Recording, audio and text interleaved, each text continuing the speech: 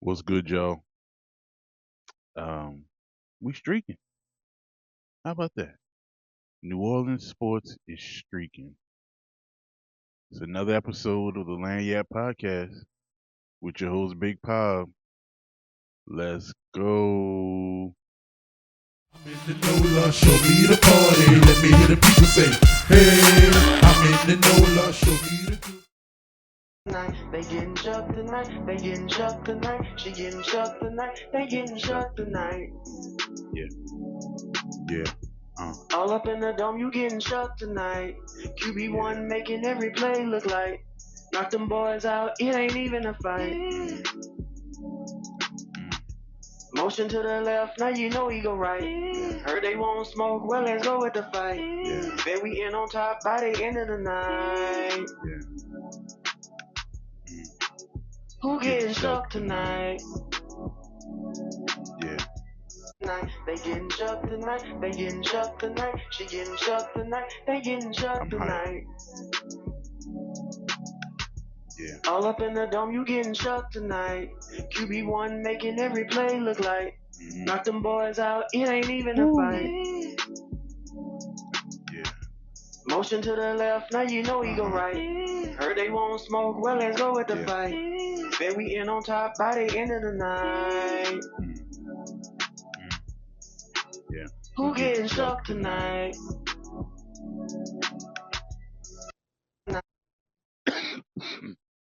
Excuse me. A little bit under the weather, but you know your boy Big Pop gonna come at you with the latest content, covering these Saints, these Pelicans. So, what's up? We streaking. You know, it's good to see. It's a beautiful thing. You know, I told y'all growth takes time. You know, once we get pieces in place, then we should start to see the progression. And here we are for the Saints, 2 games in a row. Um, I can finally, myself personally, I don't know about other people, but I can finally say that um, we have our franchise quarterback. Again, I shall repeat, the New Orleans Saints have their franchise quarterback, and his name is Tyler Shough. And anybody that wants to debate that, you know, fight me. Let's go at it. I'm ready. You know, this guy has everything. This guy shows poise. Uh, this guy has a big arm. He has mobility. He can see the field well. Um, you know, and not only that, man. I think the biggest thing is that his teammates follow him. You know, there's been times when I've seen um, Derek Carr get knocked down, and even Spencer Rattler get knocked down, and you know, not too many teammates would go help him up, if any. You know, but man, everybody rushes to Tyler Shough to help him up, to pick him up. And it's not just one play or him taking a big hit, it's every play. Every play they're running over to him. Touchdown celebrations, everything. I mean, to me, that shows the sign of a true leader. You know, when your teammates rally around you and want to play for you and stand behind you. So this guy has it all, man. You know, you have former players, you have current players saying he has it. He has that distinguishing quality that makes you gravitate to him. You know, the thing that sets him apart from others. So I'm with it. I'm with it. I ain't gonna hold you too long on this video here. I just wanted to kind of come on and glaze. You know, pretty good game from the Saints. You know, they still had their little down spell in the first half, you know, which they got to be better at. They got to be better, you know. But man, this, you know, they're losing a lot of pieces, and so you know, I can see where the offense doesn't flow as it did, you know, maybe even the last game. But Devin Neal went out. Devon Bailey went out. So and that's another thing about Tyler Shuck is he's elevating the players around him. I mean, you know, Kevin Austin Jr. You know, uh, Mason Tipton. Excuse me. Um, Paul Estime.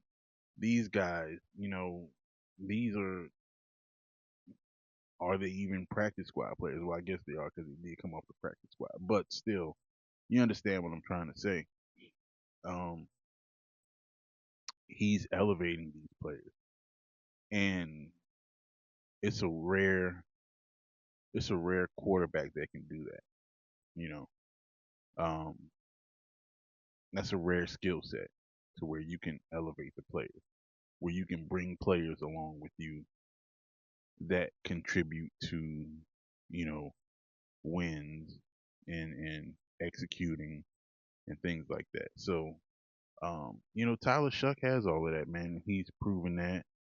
I think he's been proving that since the day they inserted him into the lineup against Tampa Bay, when he came in for Spencer Rattler. And look, we're not going to debate Spencer Rattler versus Tyler Shuck and all of that stuff. That's water under the bridge now. Um, we have our franchise quarterback. Now we have to build around him. We have to get him some weapons so he won't have to carry the load. So we won't have to put him in harm's way from running him 10, 15 times a game. Same thing with Bailey. We need to get receivers that can go over the middle and that can make contested catches to where, it's not just him being, you know, going up and coming down and slamming his shoulder and now he can't play the rest of the game.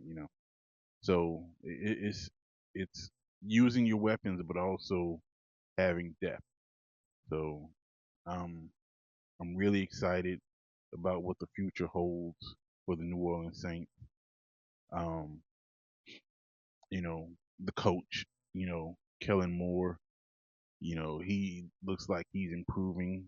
Um, he still has some end of the half or late game gaffes, but first time coach, I may excuse all of that. Look, we're doing good. We have hope finally. For the first time in 5 years, we have hope.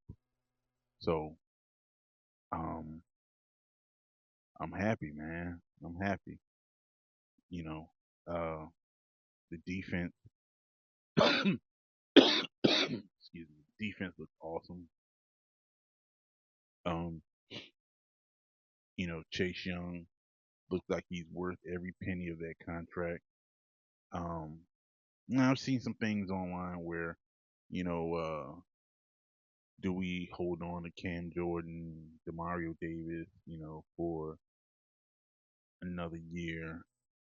I mean, if those guys aren't expensive, you know, and if they're willing to play a role and maybe not be the major contributor, but to be more of a mentor, more of a coach on the field, then yeah, I can accept that.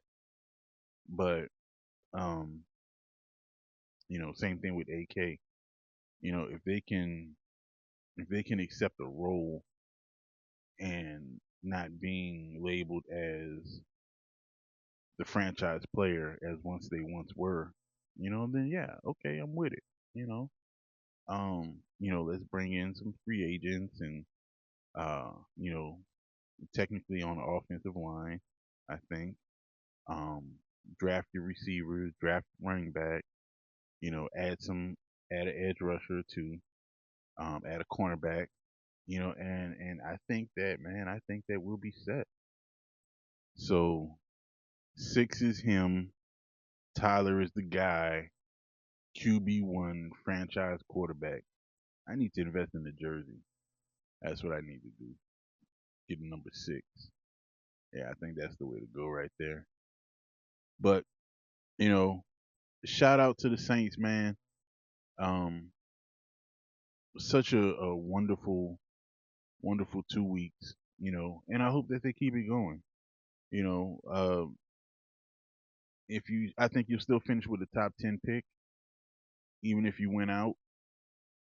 If you went out, then that shows how much closer you are to at least competing next year, right? So, um, I'd rather have you compete than lose games and try to tank for a top pick that might not pan out. So, um, but yeah, man, all the shucks slander. Try to say that fast while you think. All the shuck slander stops. You know, um, he's QB1. He's our QB. Let's ride. Let's ride with him. You know what I'm saying? No more of that. Comparing or dissing or he don't have this or I don't like his name or all that, man. Get up out of here with that. You know, let's ride with your boy. I think your boy is gonna for at least another decade. Your boy is gonna gonna be the quarterback that we need. So what is he? 26 right now. He'll be 36. Quarterbacks play until they're 40 something. Look at Philip Rivers, just came out of retirement. Drew Brees retired at 44, something like that. Tom Brady 45. So you know, look at Flacco. Isn't Flacco like 50. Aaron Rodgers. So the longevity of QBs has extended. Especially with the way the rules are now, you can barely touch them. So um, let's keep him healthy. Invest in that offensive line, and man, let's do this damn thing. Now for my Pelicans, another streaking team, two in a row. Love the way that they're playing right now. Um, I just need consistency from them. And it's amazing uh, how fast Zion got back. Right? I thought he was supposed to be out for or reevaluated in 3 weeks. Well, he was back in not even 5 days after the announcement. So he didn't miss but what 1 or 2 games. So yeah, Pelicans doing the damn thing, averaging 135 points, I think, over the last couple of games. You know, Jordan Poole is back. Good to see him back. Wild shots and all. Floor spacer. Um, the rookies are still doing their damn thing. Derek Queen with the triple double. Uh, Jeremiah Fears with the relentless attacks on the rim.